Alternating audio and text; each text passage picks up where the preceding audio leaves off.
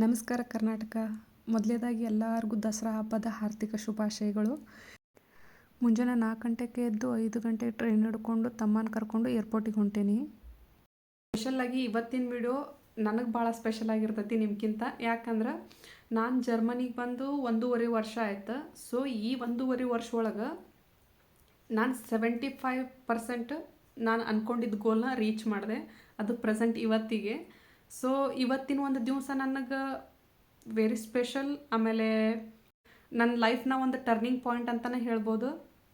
ಆಮೇಲೆ most of the ಲೇಡೀಸ್ಗೆ ಈ ಒಂದು ವಿಡಿಯೋ ಮೋಟಿವೇಶನು ಆಗ್ಬೋದು.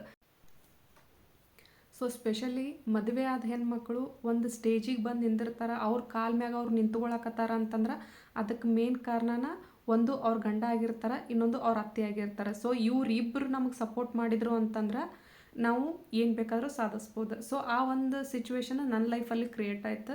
ಇವತ್ತು ನಾ ಪ್ರೆಸೆಂಟ್ ನಿಮ್ಮ ಮುಂದೆ ಕುಂತೀನಿ. ಇವತ್ತೆಲ್ಲ ನನ್ನ ಲೈಫ್ ಬಗ್ಗೆ ನಾನು ಹೇಳ್ಕೊಳಕತ್ತೀನಿ. ಇನ್ನೊಬ್ಬರಿಗೂ ಇಲ್ಲಿದ್ದು ಇನ್ಫಾರ್ಮೇಷನ್ ಅಂದ್ರೆ ಜರ್ಮನಿ ಇನ್ಫಾರ್ಮೇಷನ್ ನಾ ಶೇರ್ ಮಾಡಕತ್ತೀನಿ ಅಂದ್ರೆ ಸೊ ನನ್ನ ಹಿಂದಿರೋರು ಅವರು, ಅಂದರೆ ನಾನು ಜಸ್ಟ್ ನಿಮ್ಮ ಫ್ರಂಟ್ ಕುಂತೀನಿ ಅಷ್ಟೇ. ನನ್ನ ಹಿಂದಿರೋರು ನಮ್ಮ ಮನೆಯವರು, ನನ್ನ ಫ್ಯಾಮ್ಲಿ. ಸೊ ಅವ್ರ ಸಪೋರ್ಟ್ ಇರಲಾರ್ದಂತ ನಾನು ಇಲ್ಲಿ ಮಟ್ಟ ಬರೋಕ್ಕೆ ಸಾಧ್ಯನೇ ಇಲ್ಲ. ಮನೆಯವ್ರಿಗೆ ಅಬ್ರಾಡ್ ಹೋಗ್ಬೇಕಂತ ಭಾಳ ಆಸೆ ಇತ್ತು. ಬಟ್ ನಾನು ಯಾವಾಗ ಜರ್ಮನ್ ಕಲಿತೀನಿ ಅಂತ ಹೇಳಿದ್ನೋ ಅವ್ರದ್ದೆಲ್ಲನೂ ಸೈಡಿಗೆ ಇಟ್ಟು ಅವರೆಲ್ಲ ಎಫರ್ಟ್ನ ನನ್ನ ಮ್ಯಾಗ ಕೊಟ್ರು, ಅಂದ್ರೆ ನನಗೆ ಸಪೋರ್ಟ್ ಮಾಡಕತ್ರ. ಸೊ ಅವ್ರ ಆಸೆನ ನಾನು ಕಂಪ್ಲೀಟ್ ಮಾಡಿದೆ.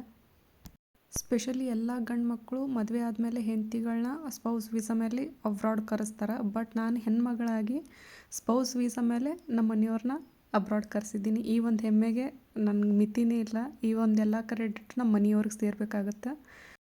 ಸೊ ಇಂಡಿಯಾದಿಂದ ಬರಬೇಕಾದ್ರೆ ಸ್ಪೆಷಲ್ಲಾಗಿ ನನಗಂತೇಳಿ ಗಿಫ್ಟ್ ತಂದಿದ್ರೆ, ಅವ್ರು ತಂದ ಗಿಫ್ಟಿಗೆ ನನ್ನ ಜೀವ ಇರುತ್ತೆ, ನಾನು ಉಸಿರಿರುತ್ತೆ, ನಾನು ಅವ್ರ ಋಣನ ತೀರ್ಸೋಕ್ಕಾಗಂಗಿಲ್ಲ. ಸೊ ಎಲ್ಲರಿಗೂ ಮತ್ತೊಮ್ಮೆ ದಸರಾ ಹಬ್ಬದ ಹಾರ್ದಿಕ ಶುಭಾಶಯಗಳು. ಬನ್ನಿ ಕೊಟ್ಟು ಬನ್ನಿ ತೊಗೊಂಡು ಬಂಗಾರದ ಅಂಗೇರನು. ಮತ್ತು ನೆಕ್ಸ್ಟ್ ವಿಡಿಯೋದಲ್ಲಿ ಹೊಸ ಟಾಪಿಕ್ ಜೋಡಿ ಸಿಗ್ತೀನಿ. Thank you.